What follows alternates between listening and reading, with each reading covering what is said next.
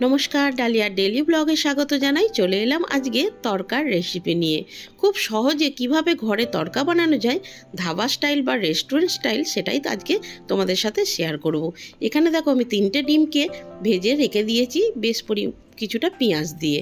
আর এখানে তরকার ডালটা আমি প্রেসার কুকারে দুটো সিটি মেরে রেখে দিয়েছি। এখানে একটা ছোট্ট প্যান নিয়েছি, তার মধ্যে তেল দিয়েছি পরিমাণ মতো, আর তেলে অল্প কসুরি মেথি দিয়ে আদা বাটা, পেঁয়াজ বাটা, রসুন বাটা, টমেটো, কাঁচা লঙ্কা, জিরে গুঁড়ো, ধনে গুঁড়ো, লঙ্কা গুঁড়ো, হলুদ গুঁড়ো সব মশলা কিন্তু একসঙ্গে দিয়ে আমি খুব ভালো করে কষিয়ে নিয়েছি। কষিয়ে নেওয়ার পর আমি এখানে দিয়ে দিলাম তরকার ডালটা, আর অবশ্যই দুটো মিডিয়াম সাইজের টমেটো দিয়েছি, একটু টকটক ফ্লেভার আসবে, ভীষণ ভালো লাগবে।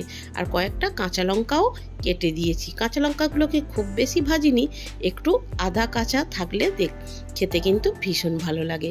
এর মধ্যে দিয়ে দিলাম ভেজে রাখা ডিম ও পেঁয়াজটা।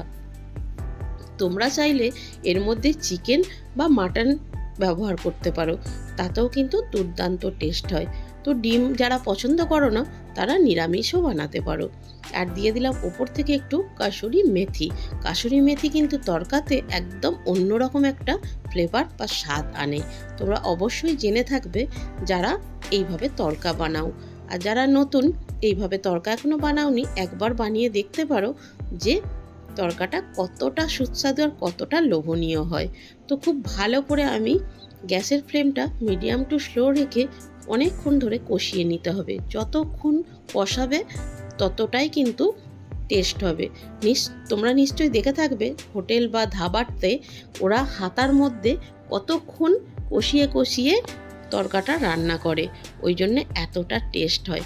আমিও অনেকটা সময় নিয়ে তরকাটা কষিয়ে রান্না করেছি, আর তরকাটা খেতেও দুর্দান্ত হয়েছিল বন্ধুরা। তোমরা যারা নতুন দেখছো আমার ভিডিও, অনুরোধ রইল অবশ্যই আমার ভিডিওটা ভালো লাগলে আমার চ্যানেলটি সাবস্ক্রাইব করো, আর পুরনো বন্ধুদের অনেক ভালোবাসা, অনেক ধন্যবাদ। আর দেখো তরকাটা আমি একটা কাঁচের বোলের মধ্যে তুলে নিয়েছি, পরিবেশনের জন্য একদম রেডি। অবশ্যই এর মধ্যে তোমরা একটু ধনেপাতা ওপর থেকে ছড়িয়ে দিও। আমি কসুরি মেথি আর সামান্য একটু গরম মশলা দিয়েছি, বাটারের দুটো কিউবও দিয়ে দিয়েছি।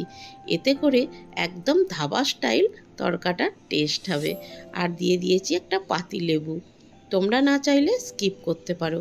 আর তোমাদেরকে একটু চামচ দিয়ে তুলে দেখাই তরকার টেক্সচারটা কতটা লোভনীয় হয়েছে। আমার তো ভয়েস দিতে দিতেই একদম ভীষণই লোভ লাগছে। তো তোমরাও দেখো তরকাটা কত সুন্দর, কত সহজেই হয়ে যায়। আমার মনে হয় তরকা রান্না সবথেকে সহজ, তোমরা যে কেউ তরকা রান্না করতে পারবে। আর এই তরকা তোমার ভাত, রুটি, লুচি, পরোটা, নান সবের সাথে ভীষণ ভালো লাগে। আমার তো ভাত দিয়ে খেতেও ভালো লাগে। তোমরা কারা ভাত দিয়ে খেতে পছন্দ করো অবশ্যই কমেন্ট করো। তো আজকের ভিডিওটা এই পর্যন্তই বন্ধুরা, আবার আসবো নতুন ব্লগস অথবা নতুন রেসিপি নিয়ে। ধন্যবাদ।